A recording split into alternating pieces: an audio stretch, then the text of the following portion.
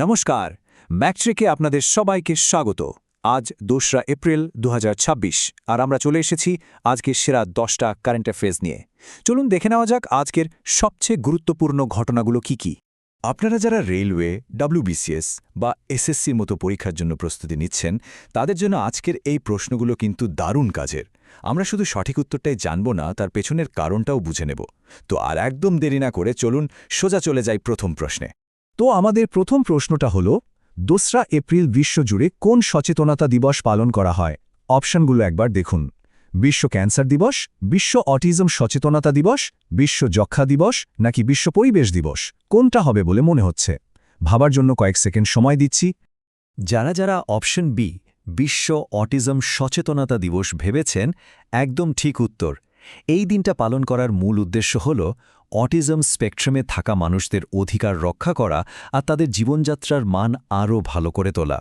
খুবই গুরুত্বপূর্ণ একটা দিন, তাই না? আচ্ছা, এবার আসা যাক দেশের প্রতিরক্ষা নিয়ে একটা প্রশ্নে।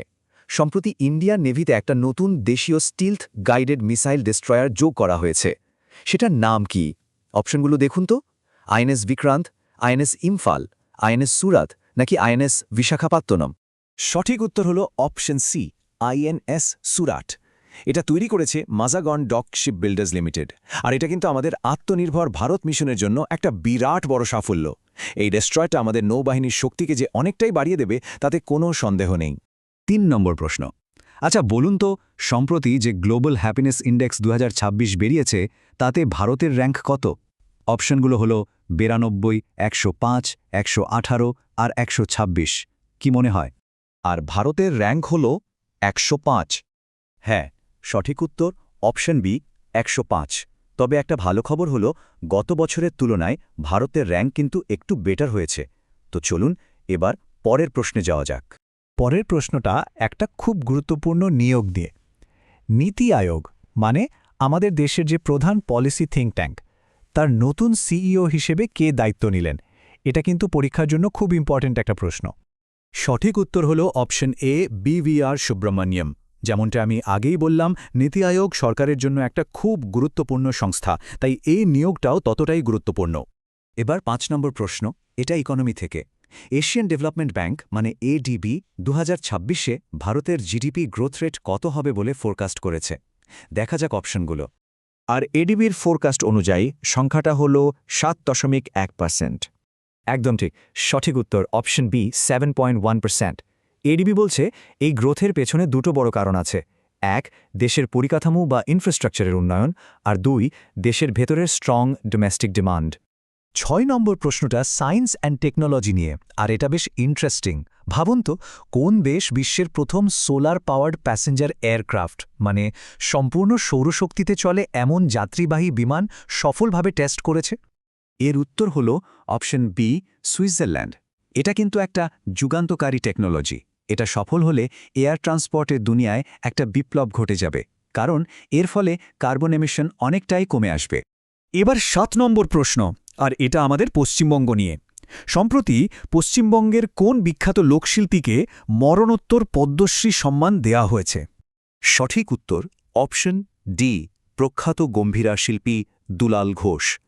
বাংলার লোক সংস্কৃতিতে তার যে অসাধারণ অবদান, সেটার স্বীকৃতি হিসেবেই কেন্দ্র সরকার তাকে এই সম্মান দিয়েছে। আচ্ছা, এবার ৮ নম্বর প্রশ্নটা হলো খেলাধুলো নিয়ে, বিশেষ করে ক্রিকেট ফ্যানদের জন্য। বলুন তো, টি-20 ক্রিকেটে সবচেয়ে তাড়াতাড়ি ৫০০ উইকেট নেওয়ার রেকর্ডটা কে করেছেন? এর উত্তরটা অনেকেরই জানা উচিত। তিনি হলেন আফগানিস্তানের তারকা spinner option A, Rashid Khan. তিনি কিন্তু শুধু ইন্টারন্যাশনাল ক্রিকেট নয়, বিভিন্ন ফ্র্যাঞ্চাইজি লিগ মিলিয়ে এই অসাধারণ রেকর্ডটা গড়েছেন। এবার একটা ইন্টারন্যাশনাল অ্যাফেয়ার্সের প্রশ্ন। মিশেল বার্নিয়ার সম্প্রতি কোন দেশের নতুন প্রধানমন্ত্রী হিসেবে শপথ নিলেন? অপশনগুলো হল ইতালি, ফ্রান্স, কানাডা নাকি স্পেন? সঠিক উত্তর হল অপশন বি, ফ্রান্স। ওখানে অনেক দিন ধরে একটা পলিটিক্যাল অচলাবস্থা চলছিল। তারপর মিশেল বার্নিয়ার নতুন সরকার গঠন করলেন। এটা ইউরোপের রাজনীতির জন্য কিন্তু বেশ বড় একটা খবর। চলে এসেছি আজকের একদম শেষ প্রশ্নে, প্রশ্ন নম্বর ১০। ভারত সরকার সম্প্রতি আমাদের কোন প্রতিবেশী দেশের সাথে একটা ডিজিটাল পেমেন্ট করিডর চালু করার জন্য চুক্তি করেছে? মানে সোজা কথায় UPI লেনদেন চালু করার জন্য। আর এর সঠিক উত্তর হল অপশন এ, বাংলাদেশ। এটা কিন্তু দারুণ একটা পদক্ষেপ। এর ফলে দুই দেশের ট্যুরিস্ট আর ব্যবসায়ীরা খুব সহজে রুপিতে বা তাদের দেশের টাকায় ডিজিটাল পেমেন্ট করতে পারবেন। এতে ব্যবসা বাণিজ্য আর ট্যুরিজম দুটোতেই দারুণ সুবিধা হবে।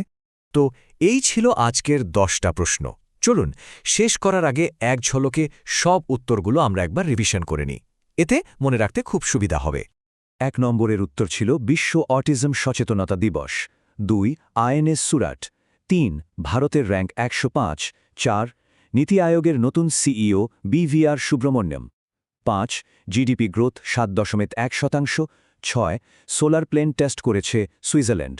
7 পদ্মশ্রী পেয়েছেন গম্ভীরা শিল্পী দুলাল ঘোষ। 8 রশিদ খান। 9 ফ্রান্স। এবং 10 নম্বর বাংলাদেশ। তো আজকের মতো আলোচনা এখানেই শেষ করছি। আজকের সব প্রশ্নের উত্তর আর ডিটেলস যদি পিডিএফ হিসেবে চান তাহলে আমাদের টেলিগ্রাম চ্যানেল ম্যাক্সট্রিকে জয়েন করতে ভুলবেন না। আর হ্যাঁ, রোজ এরকম গুরুত্বপূর্ণ কারেন্ট অ্যাফেয়ার্সের আপডেট পেতে চ্যানেলটা অবশ্যই সাবস্ক্রাইব করে রাখুন। আপনাদের সবার প্রস্তুতির জন্য অনেক শুভেচ্ছা রইল। ধন্যবাদ।